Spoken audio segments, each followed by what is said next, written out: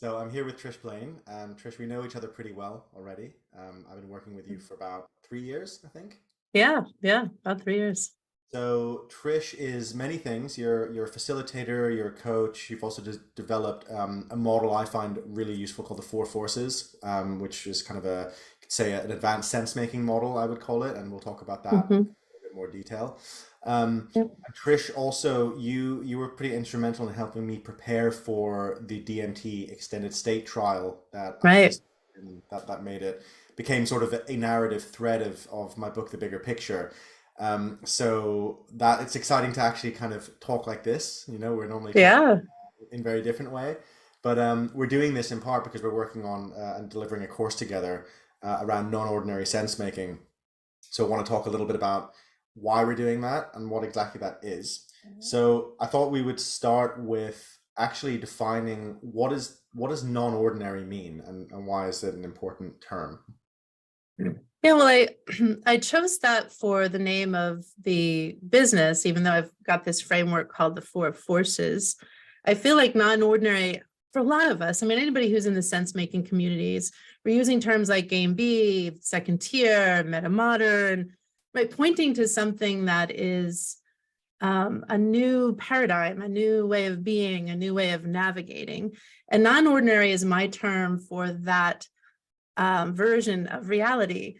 But it also speaks to this idea of non-ordinary states of consciousness, of the non-ordinary as non-physical, and really expanding what it means to be human and what it means to be in the ecosystem of the cosmos, of the universe, of the planet, of life. And so non-ordinary is my way of sort of what's beyond ordinary, what's beyond the chaos. And I think it's so important that we start to really incorporate these aspects of the non-physical. We can't get what we're wanting without it. And I think that's one of the illusions that sort of the material world is how we're going to find that the solutions are in the systems or in the physical changes. But without that new awarenesses, without that new set of skills, I don't think we can actually get the reality that we know is possible.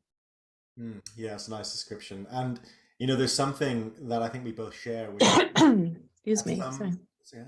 at some stage we were both probably influenced by New Age thought and then rejected, big parts of it for being, very woo and sort of perhaps ungrounded and not very sophisticated. But then, of course, there's, I kind of see your work as like kind of moving beyond, but also including some of those elements. So could you talk about that a little bit, about like the woo, as people call it? Yeah, well, it's funny. I find myself and others, how many times do we make a qualification about like, oh, this might sound woo-woo, or this might sound woo, or this might be out there. Like everybody says it. And yet there's something there that we're trying to say, not that. I mean this, but not that, when we sort of qualify it, right? So the not that, some of the stuff that I ran into for the non-ordinary, I mean, for the New Age, um, was the New Age for me had a lot of power dynamics in it and a lot of superstition in it.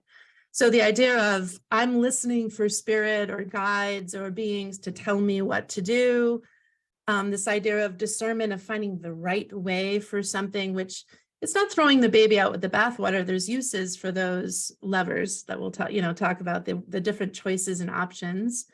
But I also found that it put it into a situation where I'm sort of powerless to spirit. I'm sort of following the rules or following the guidance, and where's my desire? Where's my humanness? Where's my creativity? Where's my part in it? And the in addition to the power dynamics, there's a lot of superstition, that if I do these things, then this will happen.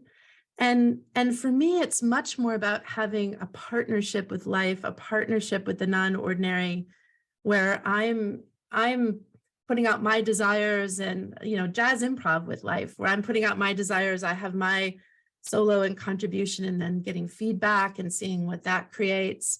So I took, I had an amazing teacher for 10 years. Every week I learned intuition skills, like how to tune into things and project consciousness. And the teacher was Ellen Tadd. And her father was a scientist, so she went about it very regimentedly and, try this experiment, try this experiment. And I'm so grateful for that. But using that in a different frame, in a different context, gives a lot more, it's a lot more fun and it's a lot more engaging, and really honoring that I'm an agent of consciousness as well, not just some, byproduct or something that's supposed to be following prompts. Does Yeah, that make sense? it definitely does. Yeah, yeah. And, it makes me think as well of another pretty important side of all of this, which is the different states of consciousness that we can enter Right. into. And, a lot of traditional sense making and even the kind of sense making courses I've run tended to assume that we are within a certain range of states of consciousness, a sort of waking state, which is like our normal state. But of Mhm. course, that's not the case as a human being. There's so many different states of being that we can access. Even being extremely hungry changes the way we make sense of the world and what we believe is Absolutely. a thing. So I think this is absolutely crucial, and this is probably this is one of the areas that working with you has been most useful for me is actually understanding what's called state competence in some schools of thought. How can you be competent in different states of consciousness? So can you talk a little bit about that and the importance of states and how this all relates? A lot of the things that we talk about around moods, I actually see as different states of consciousness, not just I'm having a bad day or I'm angry. Like those emotions are actually putting us into a way of viewing and experiencing reality. And one of the things in my development of the four forces framework, I was along this sort of journey. My initial impulse to come up with the model was more around how do we create a better world? There's so many different versions of it.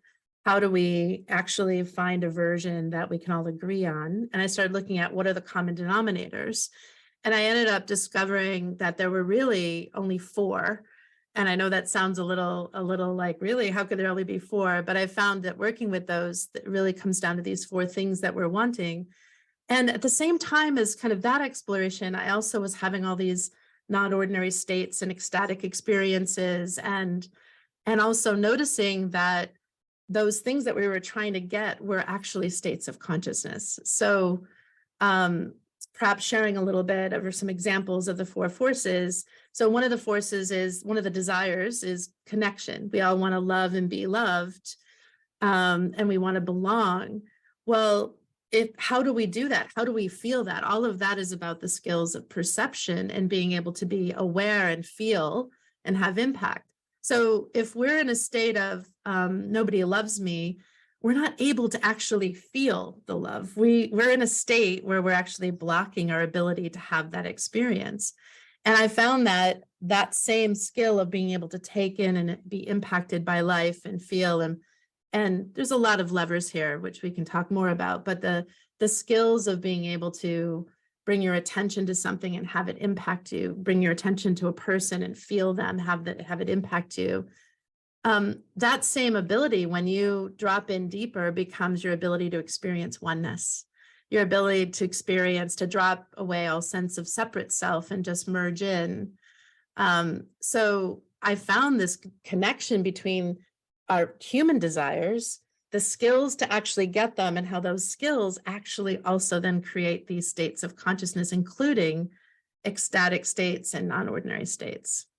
Yeah, that's great. It's a great way in, and I want to talk about the other forces. And this was this was particularly useful when I was preparing for the DMT extended state trial and going into a very intense state.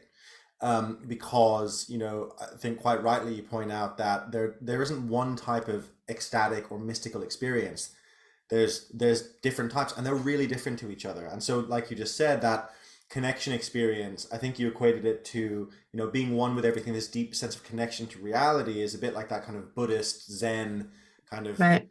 samadhi melting away. But of course, particularly with DMT, but also lots of other states, even sexual ecstatic states, they're not like that. They're different. So could you talk a little bit about how the four forces, the other forces, aside from connection, map onto these different sort of ecstatic states or non-ordinary states? Yeah, and I have a bit of a theory which you and I have been working on, and we're going to address in the course also, that mapping some of these substances, some of these sacred medicines also give us these different ecstatic states. And you don't have to take the substances. There's certainly a great tool and a great access point. One of the things I think the biggest gifts of the medicine is it opens us up to the fact that, oh my gosh, these even exist. Like, wow, there's this whole other realm, right? So, but the skills allow you to then access them and integrate them and be able to have everyday non-ordinary states and ecstatic states. So for example, purpose is all about where let me start back with where connection is about dropping away and feeling and pure awareness. When we go into expression, at the same time, we have this desire for uniqueness and separateness, and I am an individual point of consciousness, right? Unlike any other. And that's also true at the same time that we're one. So from that ecstatic state, there's more of a sense of God or mastery over like, oh, I am the universe, right? Which is a very different feeling than I have no self.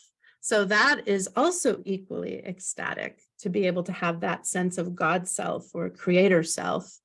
At the same time, where these points of consciousness, those points of consciousness now come together and create patterns and create systems and organize themselves into what I would call the skills of purpose or the force of purpose. So purpose, if you think of, I think of mushrooms in particular, psilocybin, in that sense that a lot of the experiences that people have with that is this interconnected feeling, the web of life, the sort of matrix behind the curtain, and what, the blueprint of life. And so it's very relational. There's a lot of patterns. You see a lot of symbology. So that would be a purpose ecstatic state. And the fourth force is growth, and the desire there is wanting tomorrow to be better than today, the idea of progress, but ultimately it's life force, it's movement, it's variety. And if you think about it, that supercharged, if you've heard of Kundalini experiences, that sort of fire moving up your spine, sexual energy, orgasm, those are all ecstatic, what I would call ecstatic growth states. And ultimately this idea of emergence, something moving us to something new, something greater, to breaking open through the illusion of the physical, for example, with Kundalini awakenings. So all of them bring us to that those ecstatic states bring us to heightened experiences and heightened dimensions, but they're still deeply connected. They're still the same access points of, I believe they're showing us what the potential is for our human. These are not separate from us. They're what our birthright is when we learn how to navigate them and invoke them. Yeah, great description. Thank you. And I want to go into that navigation and the pulling the levers, because that's one of the things that I found really useful about this model over the last 3 years or so, as I've really started tuning into it. First, like I'm probably one of the most skeptical people about models, even though I love integral, etc. But I really love this model. It really works. So I'm going to give it like I use it. So it's firstly on that point about the different types of ecstatic state, I think there's such a lack of information around that, and it's interesting because at Imperial College they've developed a metaphysical beliefs questionnaire that they give to people after interesting experiences, and it's question, and they're sort of that came out of necessity because they realized there isn't just a mystical experience. But I think this is orders of sophistication more than what they're asking, because what they're really asking is different types of ways we view reality. Like, do you believe reality is made of matter? Are you a materialist, or do you believe it's made of consciousness? So most of the questions, or let's say a lot of the questions are like that. They do kind of touch on a sense of like, did you feel one with everything, or did you feel, or was it more of an expression, experience where it felt like this, I am the universe looking out. So they kind of touch on it, but there's still not really a sense of, but what are these different experiences and what do they actually mean for me as an individual, right? They're obviously the science, because science is about objectivity, they're much further behind than something that's a kind of subjective map of inner experience, which I think is really key. So could you talk a little bit about, and just as a reminder, the four forces being connection, purpose, growth, and expression. I think it's great for people to delve in a little bit more and get more of a sense of what they each are. And maybe you could talk about it in terms of the different levers you can pull, because it's not just about choosing one and having one, it's about doing them all at the same time, as you've told me many a time. And it's, but it really Pat does your make a head. difference. It's so Right. important. So I thought, yeah, maybe this is a good chance to talk about the different levers one can pull in this regard. Yeah, absolutely. And yeah, the pat your head, rub your tummy, right? Doing them at the same time, I think is a big key aspect of what we're wanting. Yeah, so in discovering them, in researching and living them, and I feel like life kind of gave me a PhD in this by coincidence or by fault or I feel like life gave me sort of this lesson. I asked this question and then I sort of prompted it like you might AI, and it came back and said, oh, that's what you want to know. Here's a whole bunch of ways of learning this and doing this in circumstances. So with I really see the four forces as a fractal, where you can say, oh, I want connection, or I want expression, I want purpose, I want growth. And you can use those levers to go deeper and to have more experience of that, more choices about how you get those things. So there are these desires and ways and sort of human motivation. So everybody wants to belong, connection. We want to be loved and love. Everybody wants to be unique and be seen and heard, expression. Everybody wants to be part of and contribute to something greater than themselves, purpose.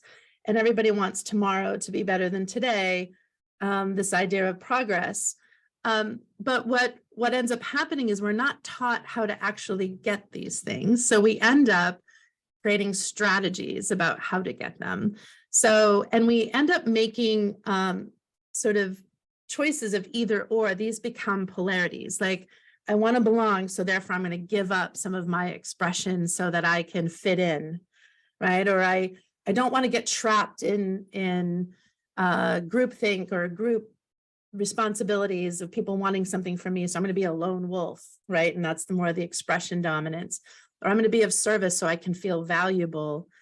So there's all these ways that we end up making choices about these.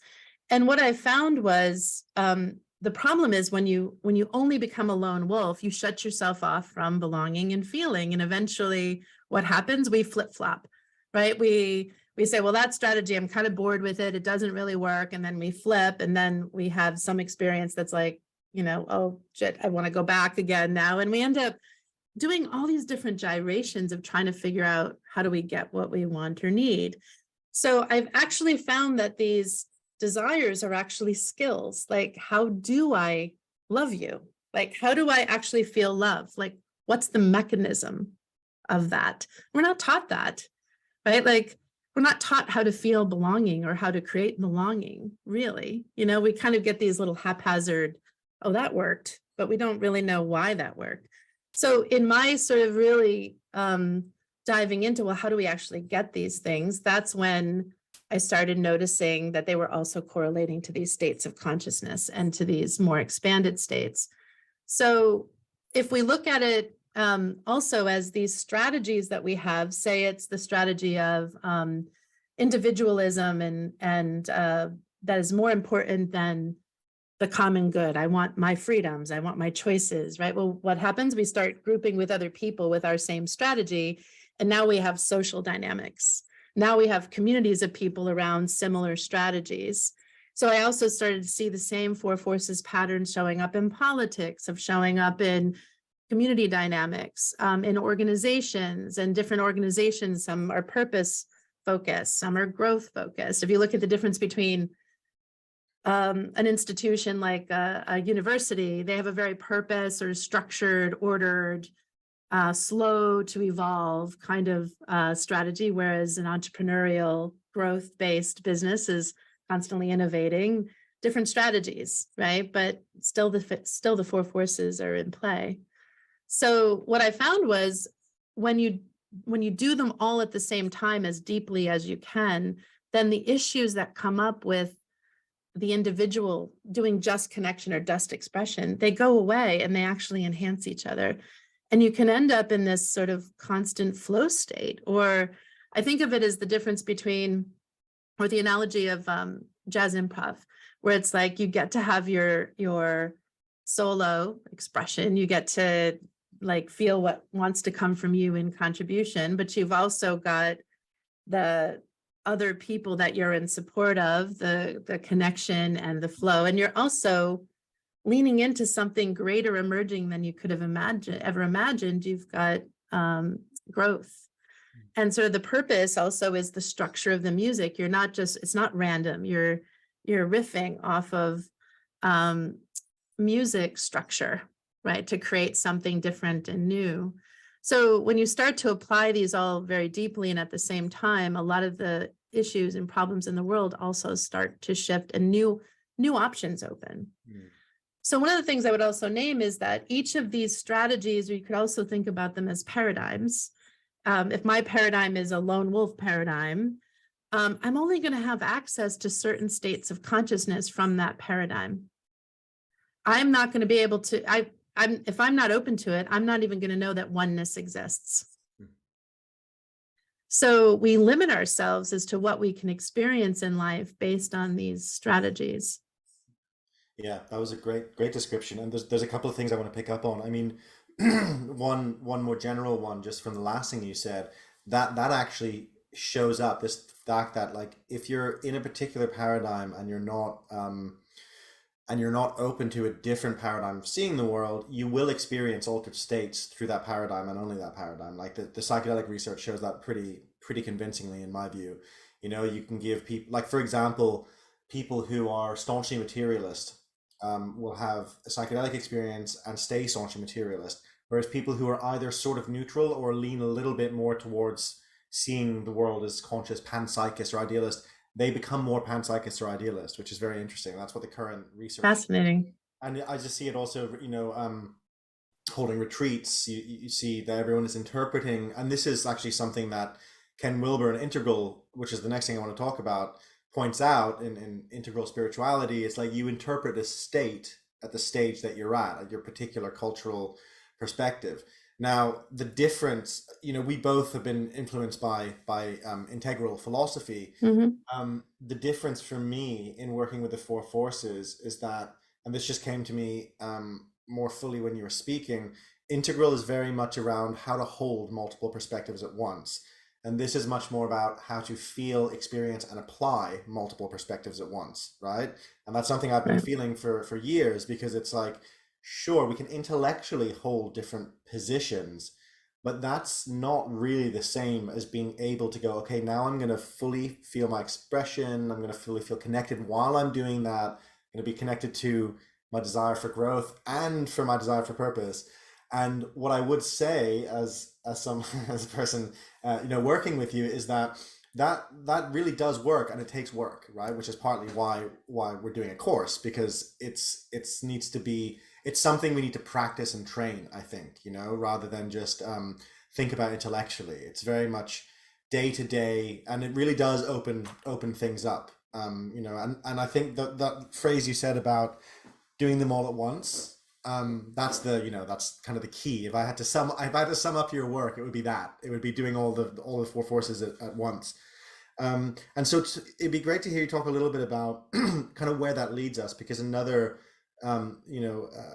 let's say thing this relates to in your work is the idea of edges, right? Of really going to the edge of what's possible. And I think that's really, that seems very closely related to when we're really fully connected to all of those forces in ourselves. Yeah. So, you know, one of the things that I've really dove into over the last couple of years was, I had this framework and model, but then how do I really, what's the best way to sort of apply it, to have it be useful, to have it help with what's happening in the world right now? And one of the things that a new kind of new part of the system, or the framework, became around paradigm shifting. And what is the technology of paradigm shifting? And, you know, it's a very cliche term, but I think it's really the only one that makes sense to sort of describe what we're needing to do. Because when you have a paradigm shift, it really is a completely different way of viewing reality. It's, paradigm is actually defined as sort of all of the ways we experience reality, our values, our beliefs, our worldview.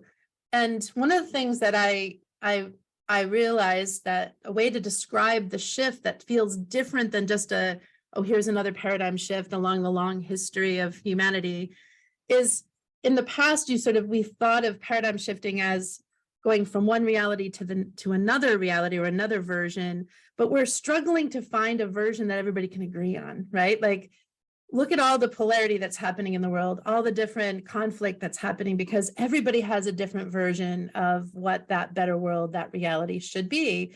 And that was the foundation of how I found the four forces, was asking, what can we all agree on? What are the things that we all actually ultimately are wanting?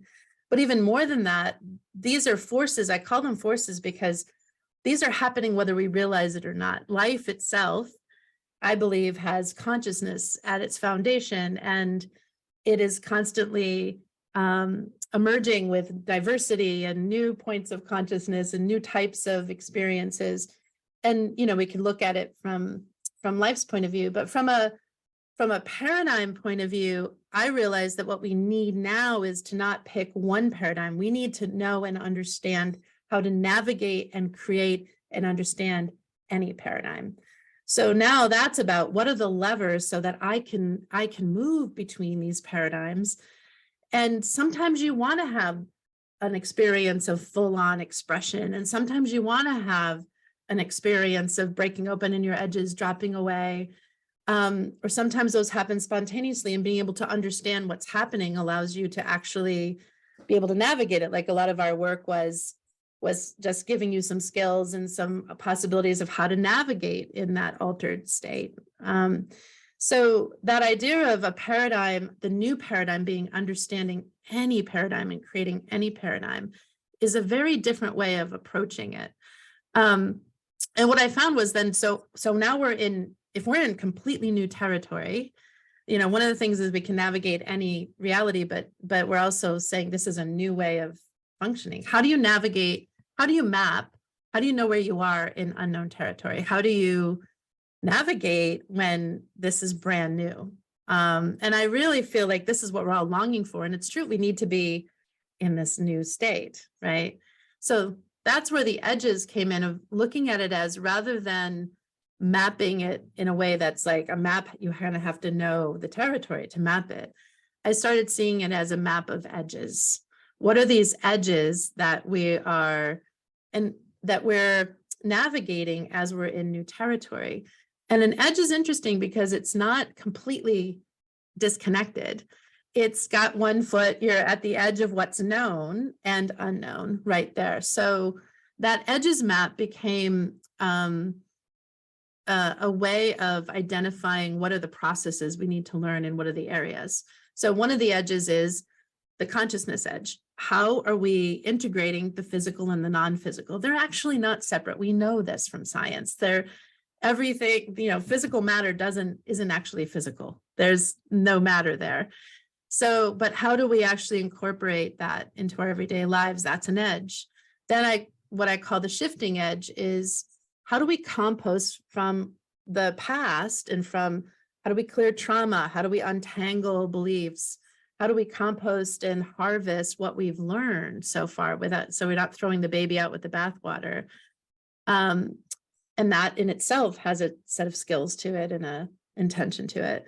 The third edge is what I call the collaborative edge. Like, we need to learn how to do this together. It's personal growth just isn't enough anymore.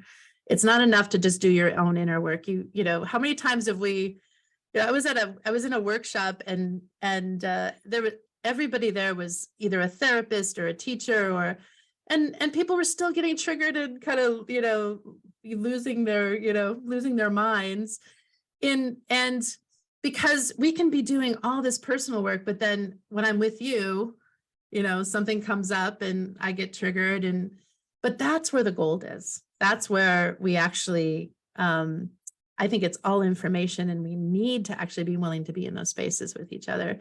And then finally, the emerging edge is that sort of what's bringing the present into the future, what's the vision, and how do you improv? How do you the skills of being able to not know, but yet still be in this emergent knowing where we still have to move anyway, even though we don't know where we are. And also managing fear of the unknown. How do you be comfortable with being constantly in unknown territory? That was a little long description there, but that's the sort of methodology of this new map.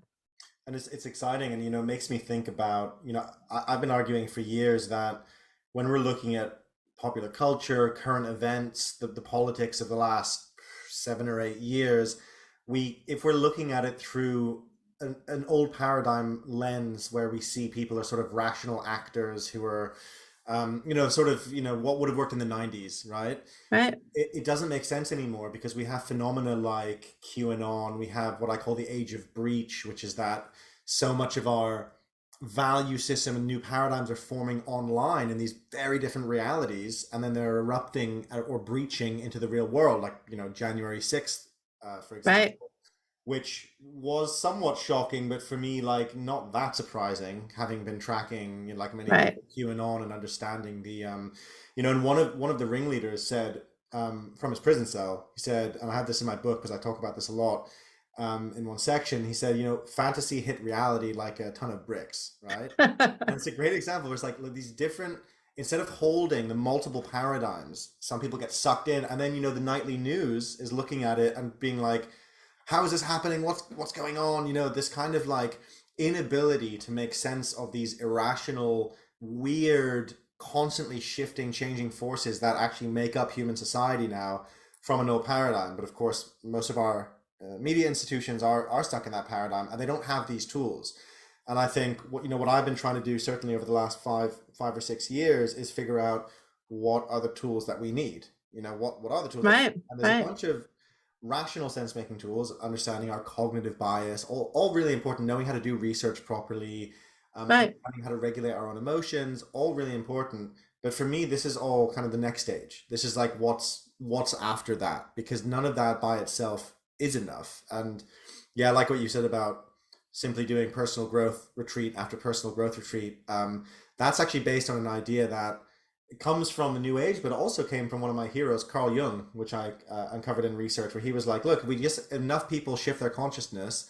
And he was talking about it in the early 1950s as communism is rising. He was like, look, it's like all these, look at all the sheeple. Right. He's like, people need to raise their consciousness and be able to kind of individuate properly and be fully realized, and then that'll shift it. Now, I think a lot of people now in the systems change worlds recognize that this idea that you turn on enough individuals and the whole system magically changes is not going to happen. It is really important, but I think you're speaking to like, there's a lot more that needs to be done, and we have to do it together. And we need to also then the skills to actually make sense together, which would be interesting to hear you talk about, because you run in-person retreats and process work. So yeah, maybe interesting to hear, perhaps in the context of this course, but also just more generally, like what are some of the skills we need to work together to kind of, move towards the new? Yeah, and I think there's two pieces here. One is recognizing that all these things that are erupting and erupting and emerging in our culture, each of the movements, if you look at them, are one of the forces trying to be not left out. Right. So if you think of it as all of these groups, you can look at it as polarity and everybody's fighting and how do we find consensus? Or you can look at it as, wow, all of these groups are holding on to a really important piece that can't be left out. And I know that's pretty controversial when you look at some of the groups and say, well, how could you include them in that? But when you start to map it around these desires and around the four forces, we have to incorporate, it's not going to go away. We've been doing, anti-racism work for decades, and it's still really bad. It's still not where we want it to be, as far as it still exists. So why does it still exist? And, and we need to look at it from a place of what is the deeper desires that we all agree on. And when you start to distill down, sure, there's a lot of tangle and a lot of things that bathwater that needs to be thrown out, but the baby, the essence of it, that desire at its core, it's trying to find this place of all of it, a new way. It's wanting to shift. And I really think of it as that jazz improv analogy also, when you're saying, well, how then do we work together? Right? I can't tell you how many times, people will say to me, oh, I know how to do jazz improv. I know exactly what you're talking about. And then within a collaboration, immediately they're like, well, it's my time to do a solo, and you're not giving me enough solo time, and it all becomes about the solo time. And I'm like, that misses the whole point of being in that flow state, and really puts it back into the, like, I want to be the conductor right now, and you should all follow me. So even though we intellectually understand these, until we have jazz improv is not just a set of skills, it's also a state of consciousness. It's a way of being in and allowing yourself to feel moved by, you're still connected to yourself. You still need to be able to know your genius and your instrument and what's moving you. But it's a flow state and an altered state of being able to lean in and feel what the music wants. Like, what does the collaboration want? So, I'm even working with high level leaders. We don't have a lot of experience of this collaborative edge in a way that's truly paradigm shifting. We tend to default. Also, I've been in a lot of communities and consulted in communities and organizations, and there's really a hard leaning into, if we just had the rules and the structure, if we just had, what form of decision making is going to be the solution to our problems? But it's without that interpersonal collaborative skill and that ability to be in that state of consciousness, it doesn't matter whether it's a hierarchical or a consensus, you're still going to have, excuse me, the same issues coming up. Right? So we can't we're looking at it, trying to find solutions at a level that isn't actually going to shift it. Yeah, definitely. Right. I mean, just on that, the amount of organizations that I've come across who are attempting to do a sort of like, in integral terms, a teal, where we're sort of like, we've transcended hierarchy and this is a flat thing. Now I've seen it be a kind of bypass so often that I immediately just almost ignore it and go, okay, where's the power playing out differently than here? Because it's a lot like what happened in the communes in the late 60s and early 70s. A lot of people were like, right, we're going to drop out of society. We don't like the way our parents have done things. We don't want the war. We don't want this kind of nuclear family, this consumerism, this emotional, stuntedness. We're going to go and set up a commune. And well over 90% of them failed, because what they did is they replayed all of those dynamics. They would have these like struggle sessions where one person would get picked on, usually a woman, unfortunately, would get picked on and bullied by the rest of the people. They would do, it was just nasty and horrible. And, some of them did it well and they're still around. I mean, vanishingly small though. And I think that dynamic is so important for anyone who's interested in systems change and actually implementing this stuff in a way that works. It's a very different approach than just going, okay, no hierarchy, we're just going to go for it now. Like you're saying, it's the interpersonal, it's knowing what the different desires are at play, being able to speak to it.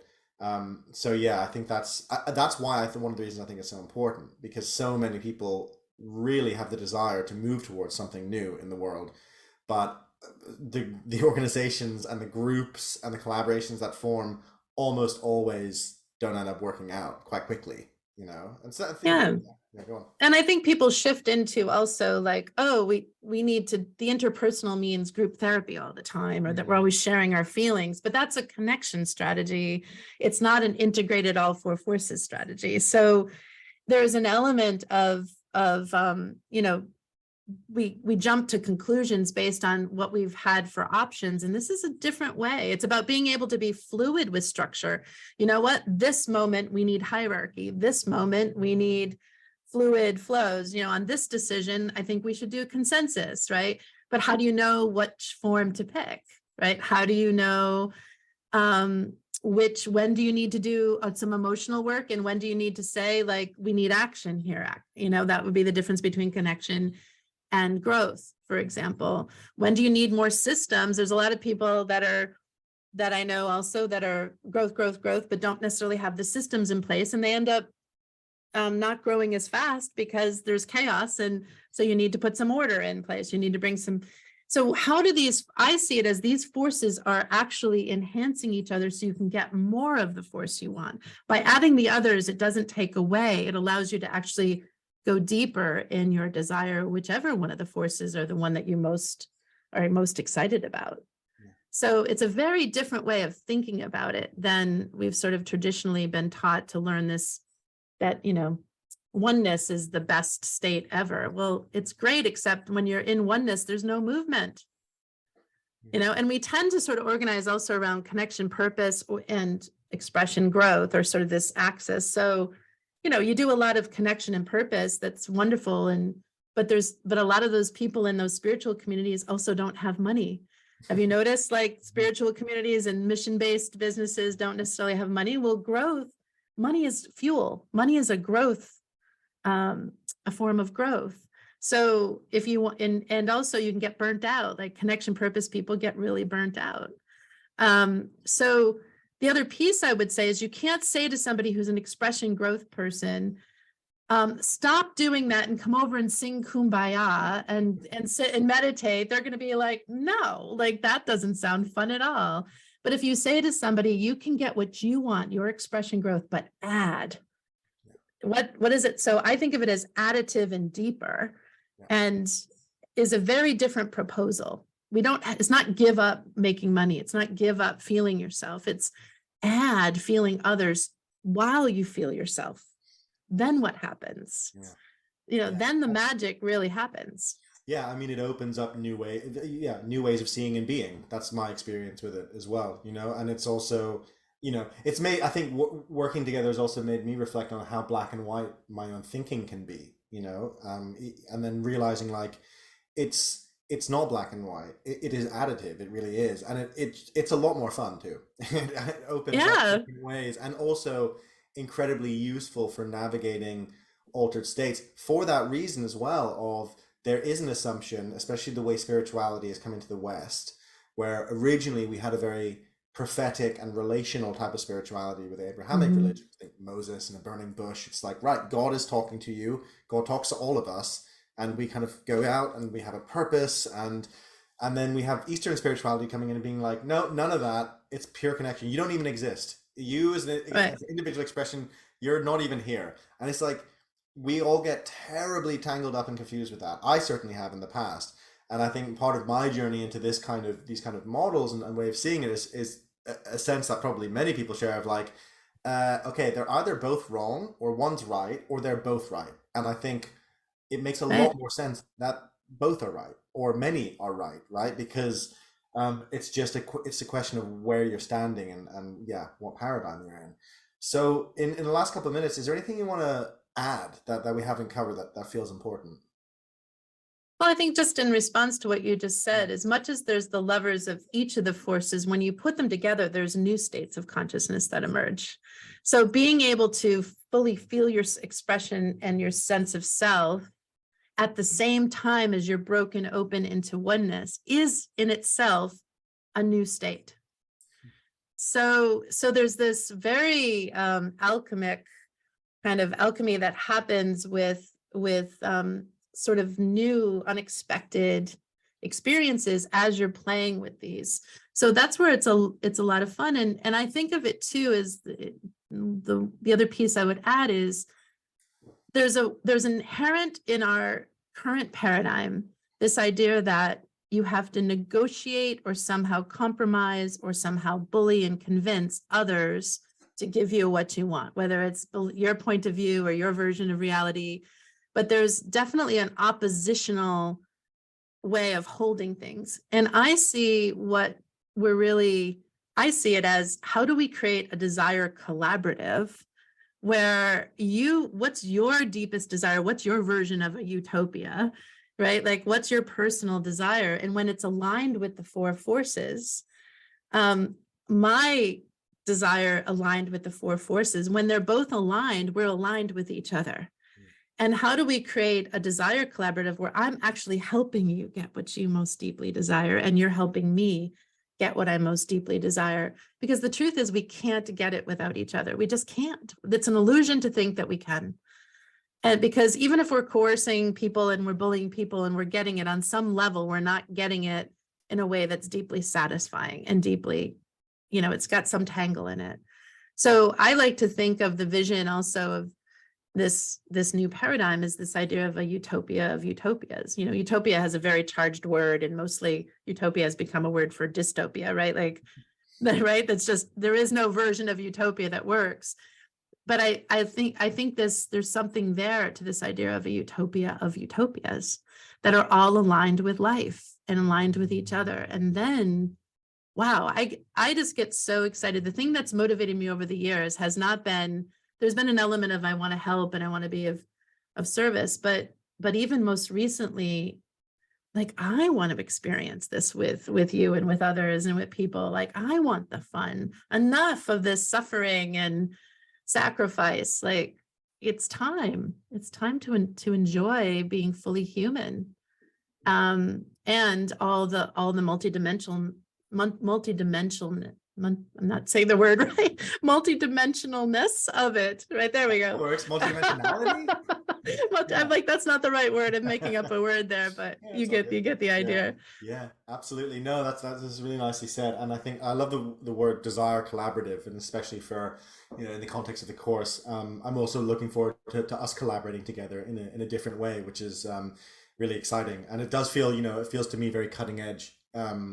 This work. So I'm really looking forward to it. And yeah, well, it's just been an honor and such a privilege and so much fun working with you. So I'm really excited to be expanding into another variation of collaboration with you. And yeah, likewise. Thank you. And Trish Blain.